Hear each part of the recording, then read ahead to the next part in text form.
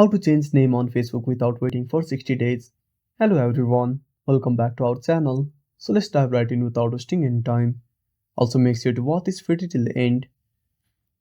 So first of all, open up any web browser on a device. Then tap on the search bar. Now type facebook.com. Now click on search. Now simply log in into your account. Then tap on three lines at the top right corner. Now simply scroll down and tap on settings and privacy. Then go to settings. Now tap on account center. Now wait for some time. Now simply tap on profiles.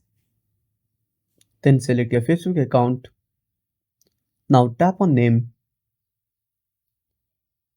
Now simply tap on learn more. Now wait for some time. Now simply scroll down. Now wonder how to change your name. Simply tap on let us know. Now fill up the form. Now scroll down. Now under your documents, you need to add your identification proof.